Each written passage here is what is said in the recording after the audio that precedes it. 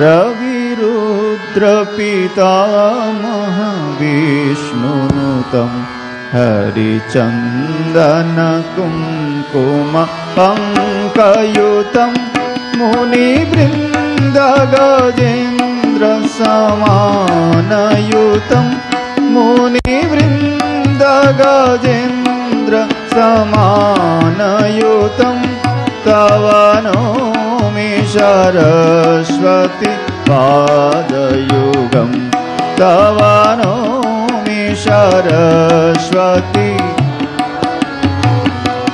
शशिशुद्ध सुधाहिमधामयुतं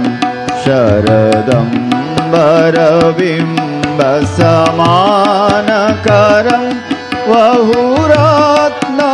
वहुरत्नमनोहर कान्तियुतं वहुरत्नमनोहर कान्तियुतं तव नौमि सरस्वती पादयुगं तव नौमि सरस्वती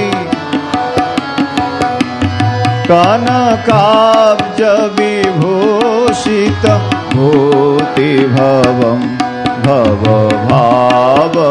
भवभावविभाषित भिन्नपदं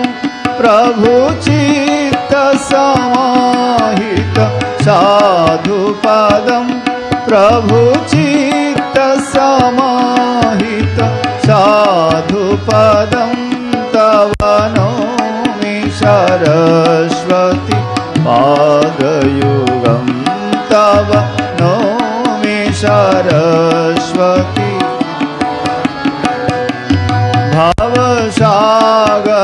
भवसागरमार्जन भीतिनुतं प्रतिपादित सन्तति कारमृदं विमलादिकशुद्ध विशुद्धपदं विमलादिकशुद्ध विशुद्धपदं तव नौमि सरस्वती पादयुगं तव नौमि सरस्वती मतिहीन जनाश्रय पादमिदं सकलागम भाषित भिन्नपदं परिपूरित विश्वमनेकभावं परिपूरित विश्वमनेकभावं तव नौमि सरस्वती पादयुगं तव नौमि सरस्वती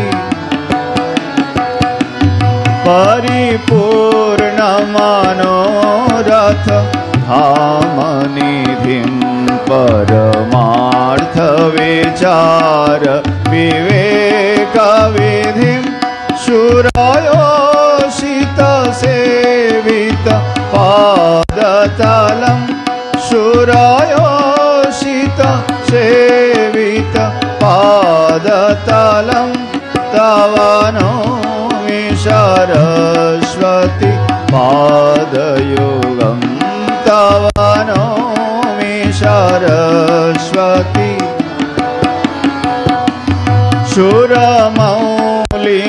सुरमौलिमनिद्युति शुभ्रकरं विषयादिमहाभय वर्णहरं निजकान्तिविलेपित चन्द्रशिवं निजकान्तिविलेपित चन्द्रशिवं तव नौमि सरस्वती पादयुगं तव नौमि सरस्वती गुणनैककुलं स्थितिभीतपदं गुणगौरव गर्वित सत्यपदं कमलोदयं कोमल पादतलं कमलोदर कोमल पादतलं तव नौमि सरस्वती पादयुगं तव नौमि सरस्वती पादयुगं तव नौमि सरस्वती पादयुगम्।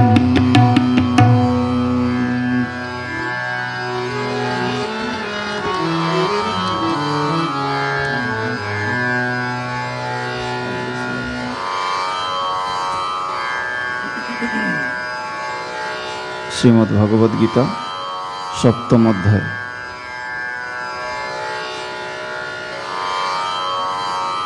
Seventh chapter.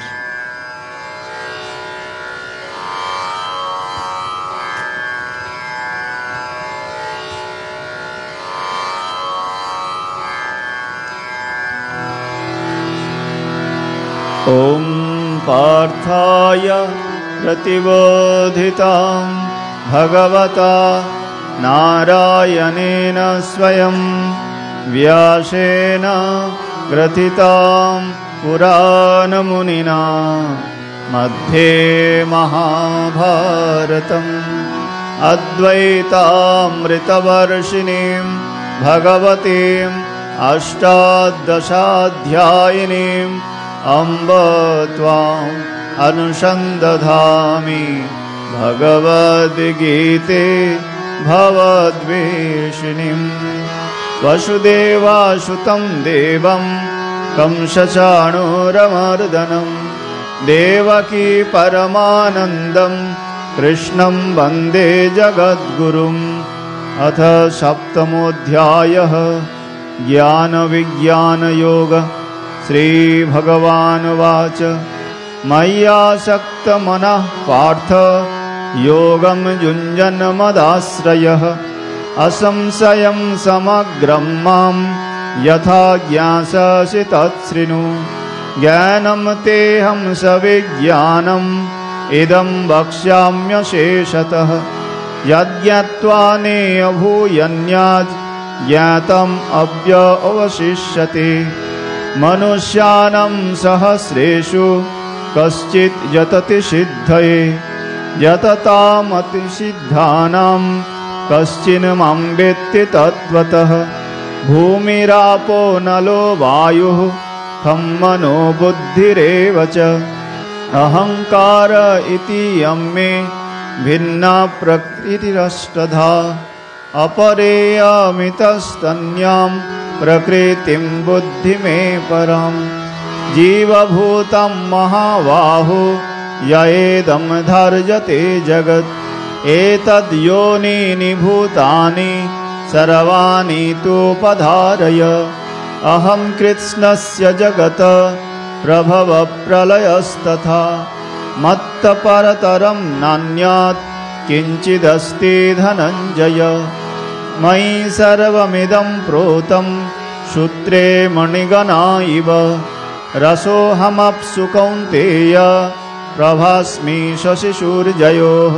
प्रणवः सर्ववेदेषु शब्दखे पौरुषुम्निषु पुण्यगन्धपृथिव्यां च तेजश्चास्मि विभावसो। जीवनं सर्वभूतेषु तपश्चास्मि तपस्विषु।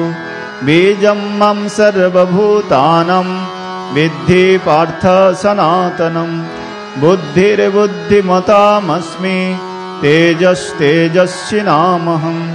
बलं बलवतां चाहं कामरागविवर्जितं। धर्माविरुद्धभूतेषु कामस्मि भरतर्षभ। ये चैव सात्विका भावा राजसस्तामसश्च ये मत्त एवेति तान् विद्धि नत्वाहं तेषु ते मयि।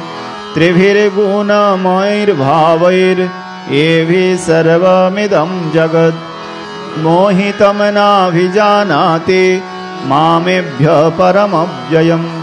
दैवी ह्येषा गुणमयी मम माया दुरत्वया मामेव ये प्रपद्यन्ते मायामेतं तरन्ति ये न मां दुष्कृतिनो मूढा प्रपद्यन्ते नराधमा माययापहृतज्ञाना आसुरं भावमाश्रिताः चतुर्विधा भजन्ते मां जना सुकृतिनोऽर्जुन आर्तजिज्ञासुरर्थार्थी ज्ञानी च भरतर्षभ तेषां ज्ञानी नित्ययुक्त एकभक्तिर्विशिष्यते प्रियो हि ज्ञानिनोत्यर्थम् अहं स च मम प्रियः उदारः सर्व एवैते ज्ञानी तात्मैव मे मतम् आस्थितः स हि युक्तात्मा मामेवानुत्तमं गतिं बहूनां जन्मनामन्ते ज्ञानवान् मां प्रपद्यते वासुदेवः सर्वमिति स महात्मा सुदुर्लभः कामैस्तैर्हृतज्ञानाः प्रपद्यन्त्यन्यदेवताः तं तं नियम्यवस्थाय प्रकृत्या नियता स्वया यो यो यं यं तनुं भक्तः श्रद्धयार्चितुमुच्छति तस्य तस्याचलं श्रद्धां तामेव विदधाम्यहम् सतया श्रद्धया युक्तः अस्याराधनमीहते लभते च ततः कामन् मयैव विहितान् हितान् अन्तवत्तु फलं तेषां तद्भवत्तल्पमेधसां देवान् देवयजो यान्ति मद्भक्ता यान्ति मामपि अव्यक्तं व्यक्तिमापन्नं मन्यन्ते मामबुद्धयः परं भावं अजानन्तो ममाव्ययमनुत्तमम् नाहं प्रकाश सर्वस्य योगमाया समावृतः मूढयं नाभिजानाति लोको मामजमव्ययम् वेदाहं समतीतानि वर्तमानानि चार्जुन भविष्यानि च भूतानि मां तु वेद न कश्चन इच्छाद्वेषसमुत्थेन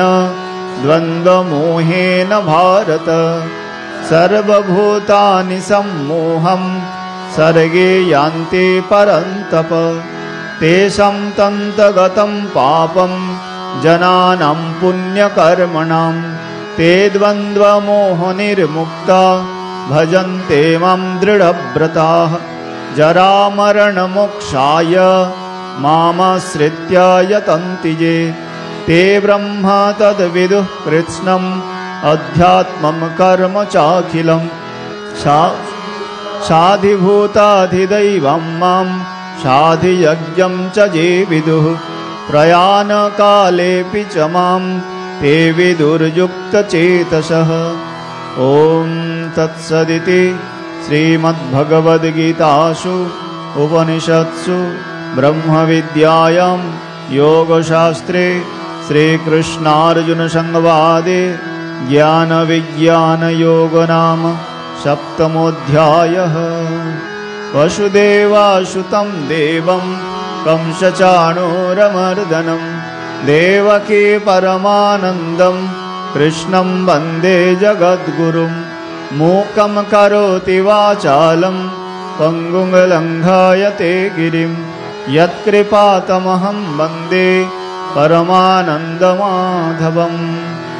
ॐ शान्ति शान्ति शान्तिः हरिः ॐ तत्सत् श्रीरामकृष्णार्पणमस्तु जय श्री गुरु महाराज जी की जय जय महामाई की जय जय स्वामी जी महाराज जी की जय जय रघुवीर शीतला गंगा माई की जय।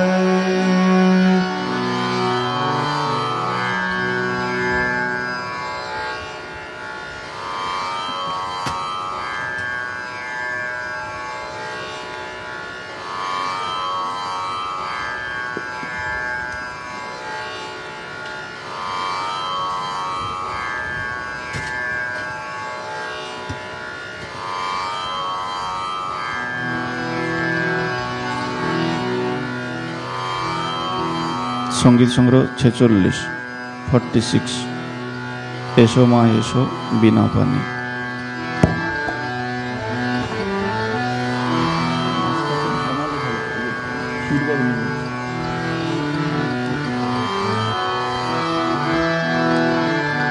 এসো মা গো বিনা পানি, এসো মা গো বিনা পানি, এসো মা গো এসো হৃদয়শনে বসো, এসো মা গো এসো হৃদয়শনে বসো, জগজন মনোমোহ নিবাদিনী, এসো মা গো বিনা পানি, এসো মা গো।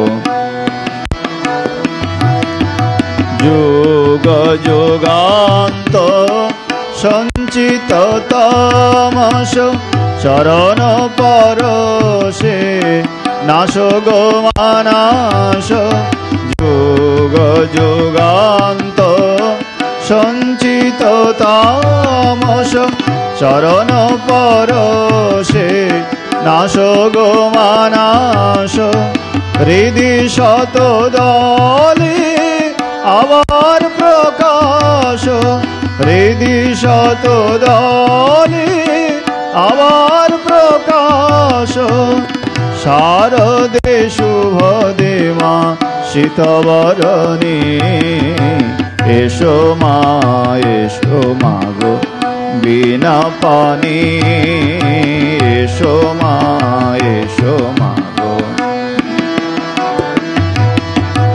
এসো মা গো এসো হৃদয়শনে বসো, এসো মা গো এসো হৃদয়শনে বসো, জগজন মনোমোহনী বাদিনী, এসো মা গো বিনা পানি, এসো মা গো।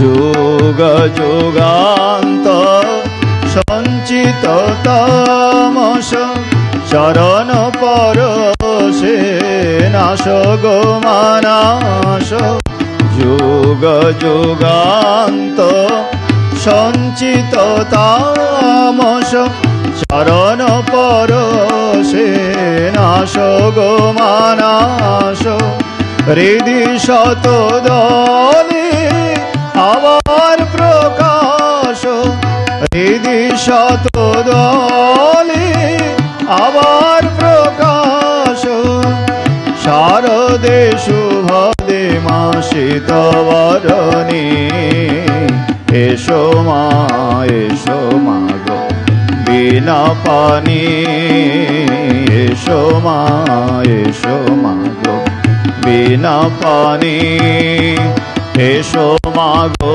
এসো হৃদয়শনে বসো, এসো মা গো এসো হৃদয়শনে বসো, জগজন মনোমোহনী বাদিনী, এসো মা গো বিনা পানি, এসো মা গো, এসো মা গো, এসো মা গো বিনা পানি।